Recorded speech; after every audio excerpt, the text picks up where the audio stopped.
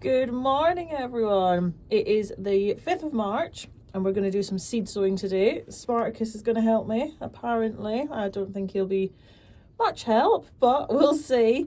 Today I'm going to talk through sort of everything that I'm going to sow this month, and I'm just going to show you how I'm sowing it, what I'm using and where I'm putting everything, because some seeds are slightly different than others, so it's quite good just to talk through and actually show you how I'm going to do everything. So yeah, he's going to help, maybe. So first things first, make sure you've got everything you're going to need. So you've got your compost. Ideally, you want your compost to be somewhere a little bit warmer. I've had mine in the greenhouse just so it's not ice cold. But if you can actually bring it into the house, that is even better. Then you want to have your trays, whatever you're planning on sowing into. I've got these which are going to go, these are for tomatoes that are going to go in the house on the heated windowsill propagator. And then these, which I just reuse year and year, they're going to stay in the greenhouse. And then labels, again, if you can sort of save and reuse your labels, that is ideal. So I've got them, but I've got some spare ready in case. There's my tomato ones in there. And then we've got all our seeds that we need. So I've brought everything down that I'm needing. Watering can with some water and my bag of compost for some extra. So have everything ready to go, and then you're not sort of going back and forward with it all. So I'm going to start with some salad leaves and some cabbage.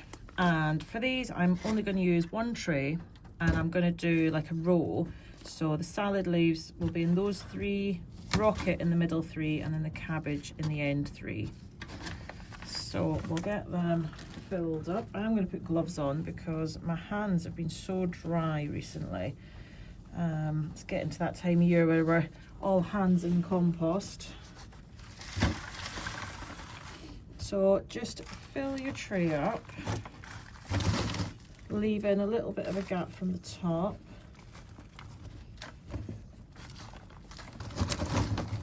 Push down just a touch.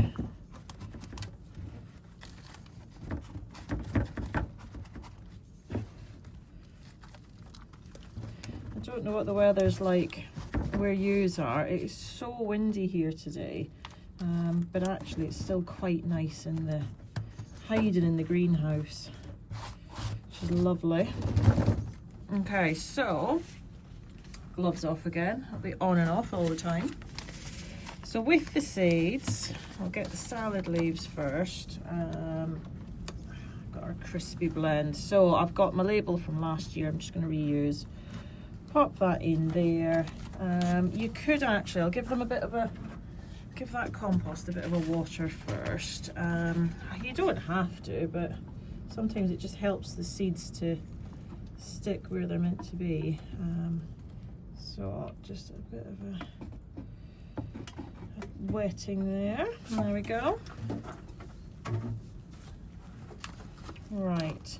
Now I've actually, although this is one packet, there is a number of packets inside here.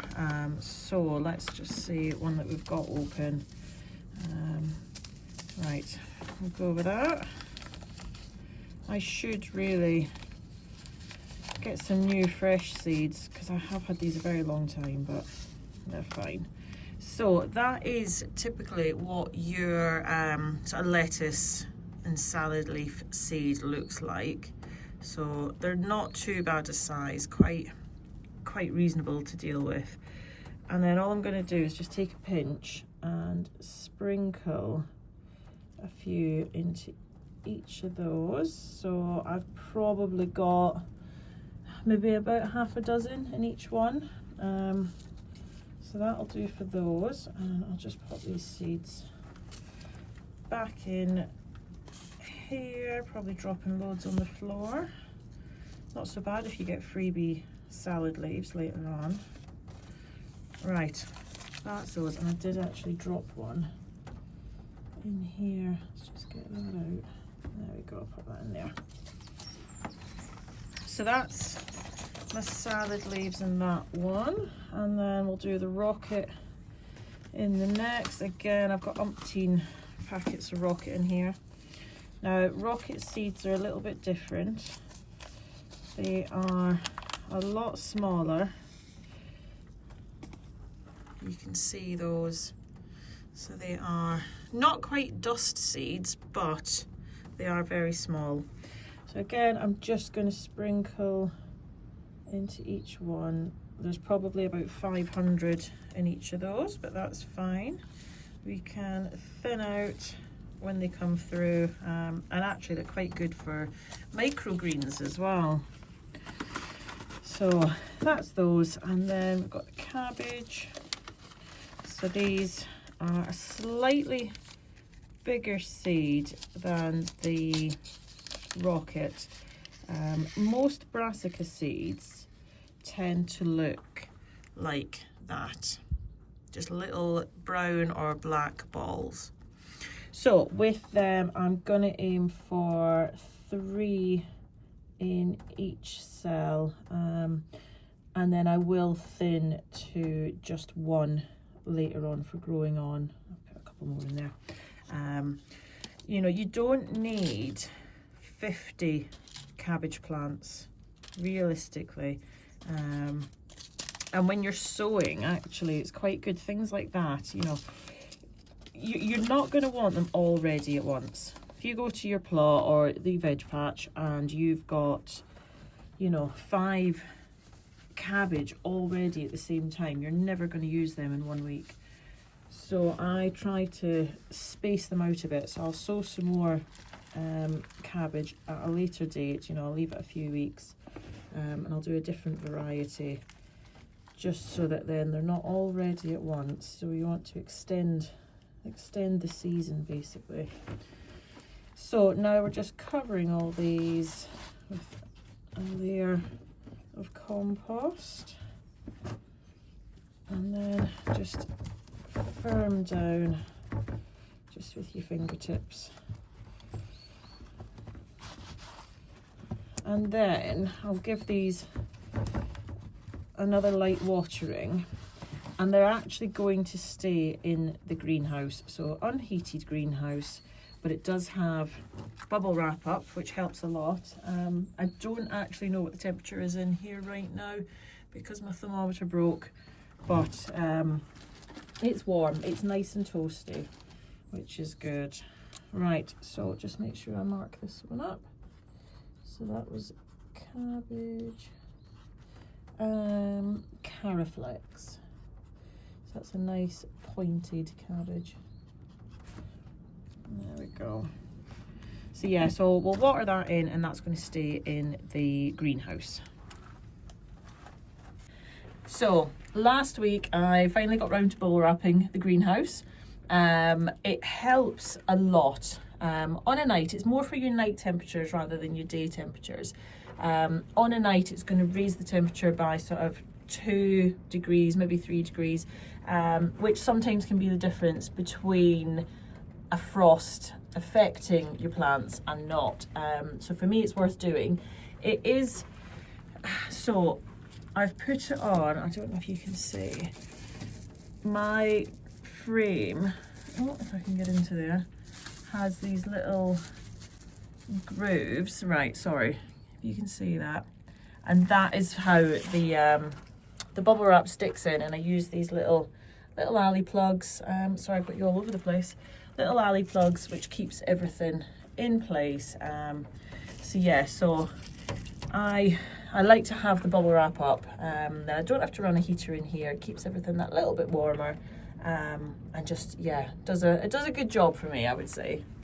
Next, we're going to do the tomatoes, and I'm going to do them in these little trays that are really handy. They come with a little propagator lid, and like I said, they sit on a windowsill, a heated windowsill propagator, which is ideal for starting tomatoes in. So all I'm going to do, I'm going to fill all 4. I don't know if I'm going to need all 4. I was only going to do my beefsteak tomatoes today, but it's such a nice day and seed sowing is always exciting, so I might just do all my tomatoes today. I have, oh hello Pontus. I have figured out which ones I'm gonna grow this year. I still need to wait on what Dad wants, because I always grow tomatoes for my mum and Dad as well, so Dad lets me know what varieties, but we'll sort that when he's when he's picked his. So we'll start with one. So we'll do the beefsteaks first, because that is what I was planning on. What are these? Right, beefsteaks. So yeah, so these, I got a photo like storage thingy, which is great for storing seeds in. So I've got them all separated into beefsteak and then cherry and plum and salad. So yes, I've got my little beefsteak tomato tub, and I'm doing, right, I think it's all this lot. It was actually quite tough choosing, you got so many different varieties, choosing which ones I want to do, but I only have so much space, so it's mostly with the beefsteaks, Tomato Revolution seeds, which I absolutely love. I'd highly recommend them. And then my lovely friend Jenny gave me these, which are striped stuffer, so I'm going to give those a go as well. Now, so what about 1, 2, 3, 4, 5, 6? I could possibly get away with doing them all in there. I might just do 4 varieties. 3 and 3. So what I tend to do is just do them in a row. So I will have, you know, sort of like 1, 2, 3, 4, 5. 5 is probably the most. Let's do 5. And I'll just sow them in a row, maybe 4 seeds per row. And that works really well. I don't need loads, so I'm probably only going to do maybe 2 or 3 per row. We'll see what happens. Right, I'm going to get my labels sorted first, and then we'll do some sowing. So with the tomatoes, I'm going to do all 6 in here. If you can save on space, it's worth it. So tomato seeds tend to look like this, like little hairy cream coloured seeds. They're sort of flat and round. So I'm going to sow 1 more than what I need. So most things I'm going to sow 2. I know Dad wants some Lithium Sunset, so I'm going to do more of those. So 2 seeds, and this is Kookaburra Cackle, and we're just going to pop them, if I can get a hold of them, like that. So the 2 seeds, you can see that all right, are just in there. And then I've brought these 2 forward just so it's a bit more obvious who's who when they all start to come through.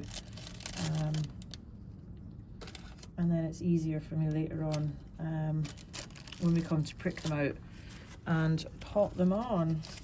So all of these I'm just going to do 2, like I said, apart from Lithium Sunset, which I'm going to do 4 of those, because Dad wants 2 and I want 1. So that'll just give us a little bit extra to what we need.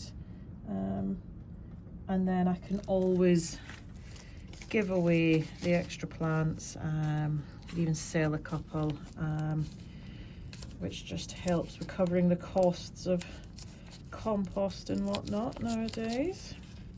So I've got a few new ones this year. This is a new one, Rufus Rainbow. I haven't done this one before. So I have done Kookaburra Cackle and I've done Rosella Purple, which are nice, and Lithium Sunset is lovely. It's a nice striped one. I'll put a picture on the screen so you can see it. In fact, what I'll do is I'll put a picture on of each variety in the beefsteaks that I'm growing. I won't go through all this with the salad and the cherry tomatoes, because you get in the idea of how I'm doing it. But yeah, I find this way works really well, saving space. You know, at this point when they're just sort of germinating, they don't need loads of space. They just need a little bit to get going. And I actually find a lot of seeds do better, they germinate better when they are closer to other seedlings. They sort of all seem to help each other to get going, which is quite nice. So we'll do it like that. So if I can get, so yeah, I've got all my beefsteaks in this one tray, and then I might have to use a couple of trays for the, I think it's the salad I've got more of, because I've got some really nice varieties of salad. Tomato. I will put a list up so you can see everything that I'm growing in tomatoes. I'll put it on at the end, and I'll put some pictures as well, just to show you. Yeah. Right. Last one. That's another new one actually. Rebel Starfighter, Dipper's Delight, which sounds good. And the striped stuffer is a new one as well. So yeah, looking forward to those. Right, Lithium Sunset is one I would highly recommend. It is a real showstopper of a tomato. So definitely, if you can get it, they sold out really quick last year because I was telling everybody about them, and everybody got them, so they ran out. Right, let's get those popped away, and then we're just going to cover with a bit of compost, and then give them a water in. And then, like I said, they're going to go in the house. I will show you in the house where they're going to go. But yeah, so you can sort of see, so we've got a good bit of space in between them. Got my 4 on the end, and then just cover with compost. I'll give them a light watering in, and then they're going to go south facing, sunny window ledge, where they will be quite happy until they come through, and then we'll get them potted on individually later on. The amount of things that I grow, I couldn't have, you know, everything one to a pot at the minute, because I would just have no space for it all. Right, there we go. And then yeah, water it in, and then the little lid goes on. I have had to cut some of these labels down just so they fit. But yeah, so that'll just sit on like that, quite happy. And that is the tomatoes. So you can do my peppers. I did quite similar to that, with putting quite a few. I'll show you the peppers because they're upstairs, and they're all coming through really well, like that. But yeah, so that's what I'm sowing this week. I'll put a list on for you. So this is what I'm sowing over the course of the month. I'll keep you up to date. Every time I sow them, I'll do a little video and I'll just show you what I'm sowing so you can see it all. So this is the windowsill propagator setup that I have, and honestly it works really well. So this longer one fits, I think 7 of those little trays, and then yes, hello, and then this one fits 4. I actually prefer the one that fits 7 because I like them sort of that way on. I turn them obviously, so you can see they're starting to lean a little bit, so I do keep turning them. But obviously this tray, the ones that are at the back here are going to stretch even more to get the light. So I would probably recommend that one more than this one. But for getting things started and getting things going, equally as good. So you just plug those in and let them do their thing. Obviously during the day when it's a bit warmer, I'm taking the lids off, so just to give them a bit of air. it might get to a point as well where I can sort of turn the propagator off through the day. But yeah, they're all looking good. So we've got our peppers in here. So you can see similar sowing to how we did the tomatoes. And you can see how well they're all coming through, and it's going to be quite easy, quite obvious which is which for when it comes to pricking out and potting on. Over here I've got a few flowers. So these are my snapdragons. The monarch mix has come up really well. The tom thumb is just starting, and then apple blossom, a few of those. Obviously super duper tiny seeds. They're what you would call dust seeds, hence why I've got so many. But as they get bigger, we'll prick them out and get them potted on. And then I've got some agastache, aquilegia. These are the mammoth onions, which we're growing. And then some more, we've got echinacea and rudbeckia. So a few flowers in there. And then, yeah, tomatoes now. So that's all the tomatoes sown, all in there. And they should come along quite nicely.